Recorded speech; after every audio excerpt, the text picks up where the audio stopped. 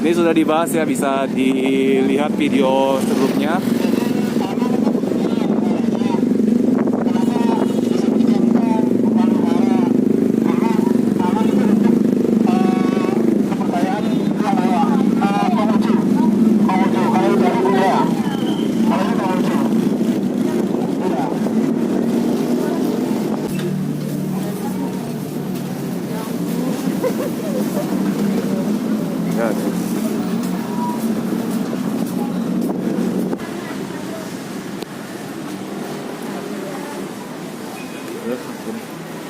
Sananya lewat gedung BAT.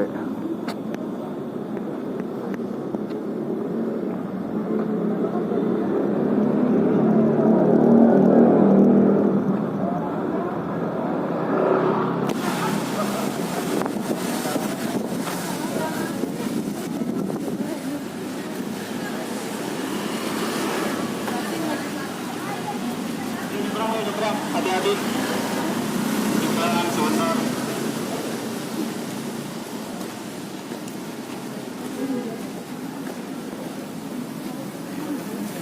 Oke, sudah ditunggu. Ini kita sudah sampai di Kelenteng Alang. Dibangun sekitar 1450-an oleh Tam Samcai. Kalau Tam Samcai itu apa ya, dibilang Menteri Keuangannya Sunan Gunung Jati, RS Gunung Jati, yang makamnya sekarang berada di belakang PGC itu. Tam Samcai, tahu? Temenggung area Wirajul ya.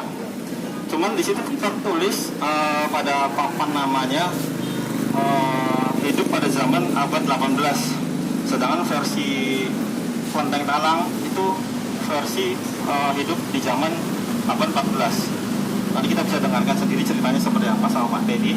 Sudah disambut sama beliau, itu juga sesepuh dari etnis Tionghoa. Oke, yuk masuk.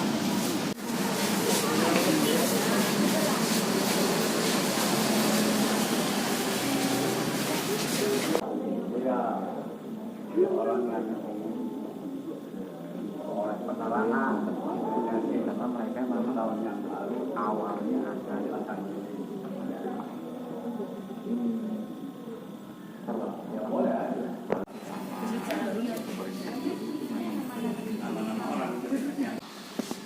Yaitu bagian juga pindah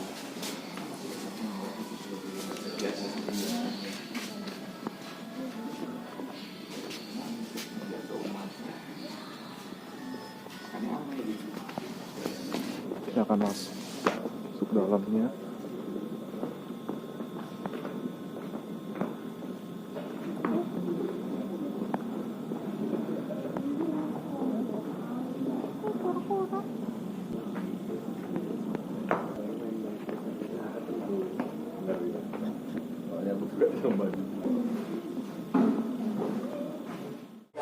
Dan dipandu sama sebelah kiri saya Pak Teddy. Beliau adalah tokoh dari sesepuh kawasan Basilan ini atau di wihara ini, di kelenteng ini. Kemudian di sebelah saya ini ada Pak Sindianto ya. Beliau juga sekarang menjabat sebagai ketua event Cap Gomel ya Pak. Untuk besok tanggal Festival Cina ya Pak ya. Untuk besok tanggal 3 sampai 5 ya Pak. Beliau ketuanya nanti acaranya di Kebumen, alun-alun. Jadi teman-teman kalau misalkan melihat acara Festival Cina ya Pak, monggo sama Pak Sindianto. Acaranya dari tanggal 3 sampai tanggal 5 di alun-alun Kebumen, Cirebon. Nanti kemudian kita nanti diisi materi sama Pak Teddy sebentar saja. Ya Pak, monggo Pak. Selamat pagi. Kalau dalam Konghucu itu disebutnya salam kebajikan. Jadi terima kasih atas kehadiran teman-teman dari berbagai daerah di mana ingin tahu tentang sejarah kota Cirebon, khususnya di Kelenteng Alang. Talang itu berasal dari bahasa suku Hokkien, orang Tionghoa itu ada sukunya, suku Kek, Hokkien, Ciu, Poknya banyak sekali, sama seperti di Indonesia, ada Rajang, Sunda, Jawa, dan sebagainya. Jadi bahasa yang dipakai dalam istilah lenteng talang itu asalnya dari kata toalang. Toa itu artinya besar, lang itu artinya orang. Jadi gedung ini adalah tempat para pejabat, orang-orang besar itu, yang dulunya ditugaskan untuk mendirikan bangunan ini. Ketika Cheng Ho datang keliling ke Asia Tenggara dan kebetulan mampir, lalu disuruh mendirikan perkantoran gedung ini sebagai perkantoran. Jadi bukan tempat ibadah dulunya, tapi perkantoran semacam konsulat lah gitu. Jadi dulu antara Majapahit dengan Cina itu ada hubungan diplomasi ya, diplomat. Itu kedutaannya ada di Semarang, yang pusatnya ini di Cirebon adalah konsulatnya, jadi yang di daerah. Ya hanya mengurus masalah perdagangan saja, perekonomian, jual beli barang-barang yang dari sini semacam palawija, cengkeh dan sebagainya yang dari sini, lalu dari Cina bawa. Kebanyakannya berupa keramik dan sutra kebanyakannya. Jadi dijadikan sebagai tempat perkantoran. Ya. Nah itu yang ditugaskan adalah Kung Wuping namanya. Disuruh mendirikan mercusuar di Gunung Jati sana. Ada mercusuar kan di pantainya itu. Sekarang tinggal fondasinya saja. Lalu mengolah kayu-kayunya.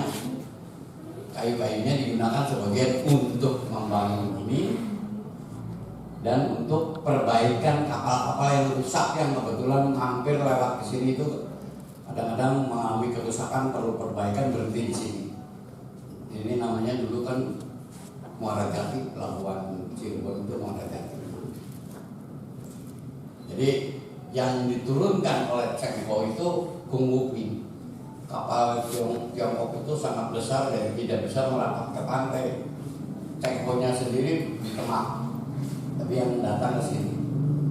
Nah di sana orang-orang yang ditugaskan membangun ini, mengurus itu adalah orang-orang Tionghoa yang kebanyakan adalah orang-orang Muslim, orang-orang yang beragama Islam, yang dari negeri Cina ini. Jadi sehingga dari sana mulailah perkembangan agama Islam di kampung Serindi itu namanya. Kalau sekarang kayak kelihatannya sudah menjadi hutan lagi, hutan Serindi ada. Nah itu dulunya perkampungan. Nah mereka hijrah, bukan hijrah, malah menjadi kedua desa lah, ke kota Cirebon ketika Panglima Perang dari Demak ini ingin mendirikan keraton Cirebon ini yang kemudian menjadi Sunan Gunung Jati ya. Dan itu kebetulan yang menguasai, anggap aja sesepuhnya daripada orang Tionghoa di sana yang beragama Islam itu namanya Tan Eng Huat. Nah, Tan Eng Huat ini punya anak namanya Tan Ong Tin. Makanya dikenal dengan Putri Ong Tin. Marganya Tan, namanya Ong Tin. Karena mendirikan kerajaan itu harus ada permaisuri, jadi diserahkanlah putrinya sebagai istrinya.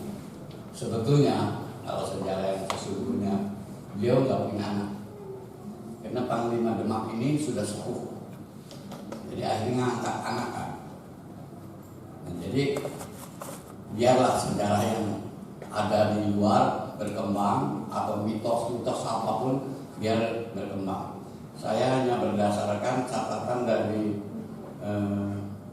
kronologis kedatangan orang-orang yang terjadi di tanah Jawa itu dicatat oleh orang Tionghoa sebetulnya untuk laporan ke negeri Cina, tetapi karena terputus hubungan karena jatuhnya Kaisar atau Raja pertama, dari tidak pernah dilanjutkan lagi perjalanan ke Asia Tenggara setelah Cheng Ho. Jadi Cheng Ho itu berhenti. Jadi tahun 1405 sampai 1425 itu perjalanan Cheng Ho.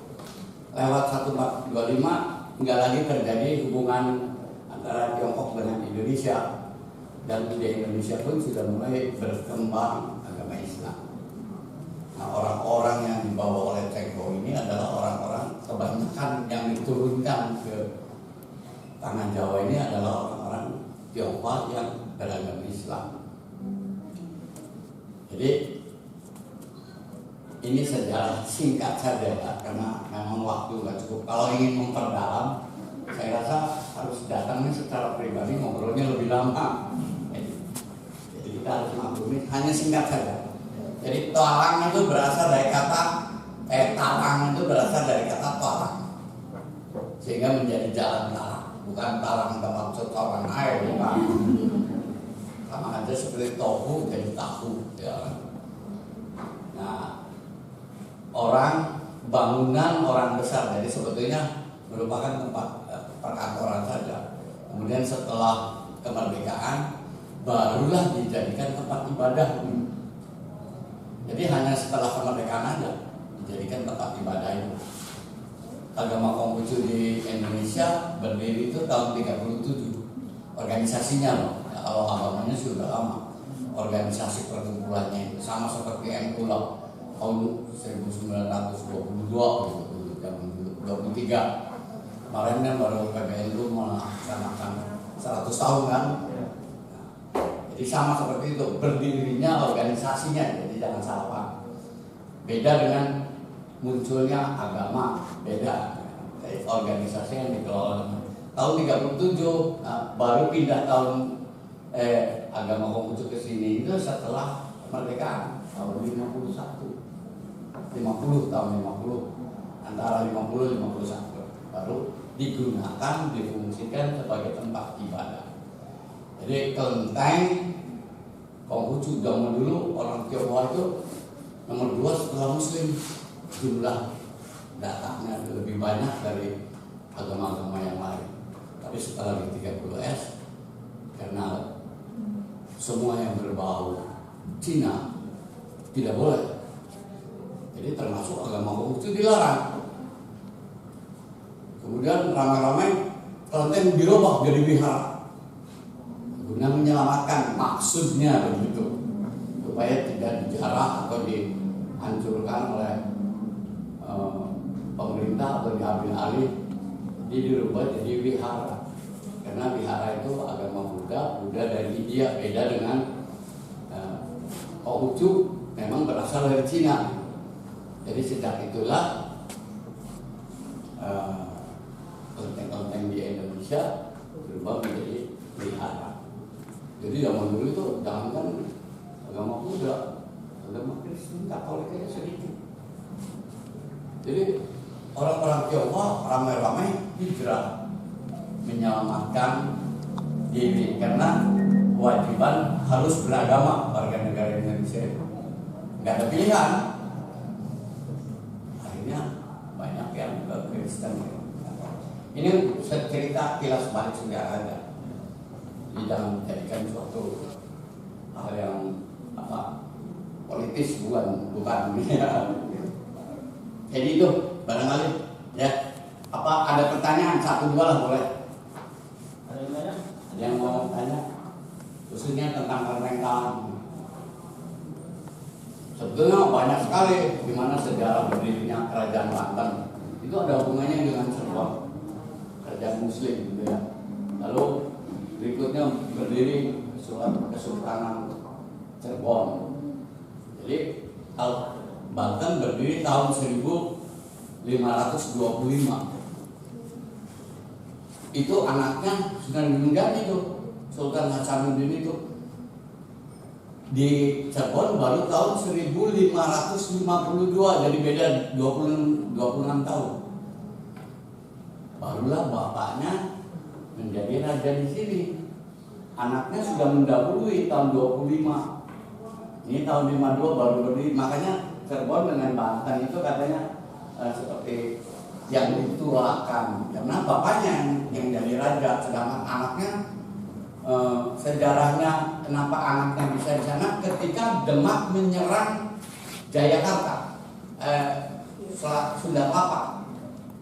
Karena Sunda Kelapa waktu itu dikuasai oleh Portugis, orang Raja Demak gak suka, serang. Portugis kalah, dikuasai oleh Demak, ditetapkan anaknya Panglima ini jadi raja di Banten. Jadi dulu Jakarta itu termasuk Banten punya. Banten, Banten itu artinya kalau dalam bahasa Tiongkoknya ribuan tang tunggal. Jadi dia yang menguasai secara tunggal di wilayah itu. Sini, sang itu tiga orang besar yang diutus ke tanah Jawa, yaitu Tengho, Makwan, dan Persin.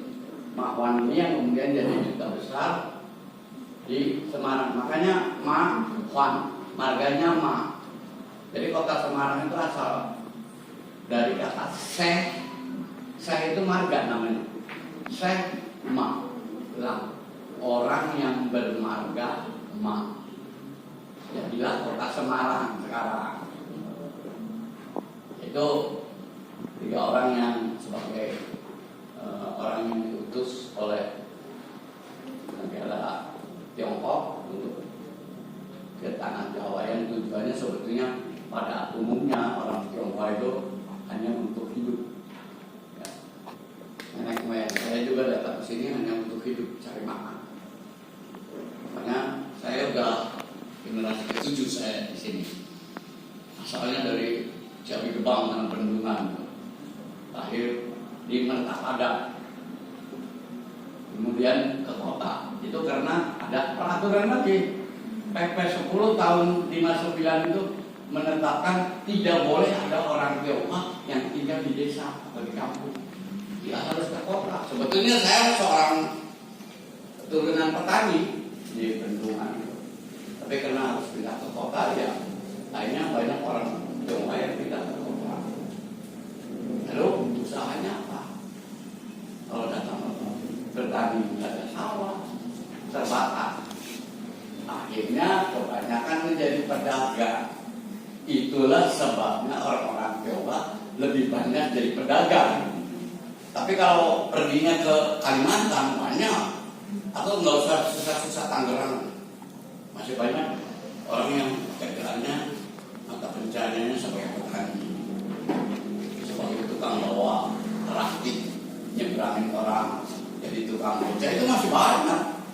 Yang disebut Cina Benteng itu hitam-hitam seperti kita semua. Jadi guru di Tanjung Priok itu orang-orang Tionghoa banyak. Itu sebutnya Cina Benteng dulu. Itu sedikit sekilas saja tentang sejarah. Ya, saya rasa cukup. Ada barangkali terlalu lama, ada acara lain. Kalau punya waktu kecepatan kapan-kapan boleh. Kita ke masuk ke kawasan Cina-nya, Pak. Ya. Jangan sekarang kan ketika zaman Soeharto kan jalan itu harus dilebarkan, jadi akhirnya terpotong, bahkan ada yang dibangun total. Jadi tinggal sedikit. Yang paling jelas kalau ke Jamblang, di Jamblang itu masih banyak itu bangunan yang berbentuk Cina zaman dulu, sama seperti di Laksem. Laksem itu juga masih bagus, masih peninggalan masih terjaga. Kalau di Cirebon itu ketika zamannya Pak Harto harus ada pelebaran jalan, jadi banyak yang dipotong, banyak yang dibangun modern akhirnya. Nah yang di depan Kelenteng Binaon itu seberangnya, nah itu peninggalan yang masih ada. Ya, itu dulu sebetulnya sekolahan orang-orang Tionghoa. Jadi dibeli, jadi punya pribadi sekarang, punya toko sanitas. Ya. Ada lagi? Dah? Cukup? Saya tanya, kalau di Masjid Sang Cita Rasa itu kan piring Cina itu apa ada hubungannya sama ini nggak ya? Maksudnya yang Cheng Ho itu kedatangan Cheng Ho itu? Ada jelas. Hadiah atau gimana? Kan sebetulnya orang Tionghoa yang datang ke Cirebon waktu itu banyak kan memang Muslim ya. Jadi tempat ibadah juga tapi bukan khusus masjid ya, karena kiblat juga beda. Nah, waktu dibangunnya masjid itu yang membangun pasti ada hubungan, makanya aksesorisnya juga aksesoris yang berkaitan gitu.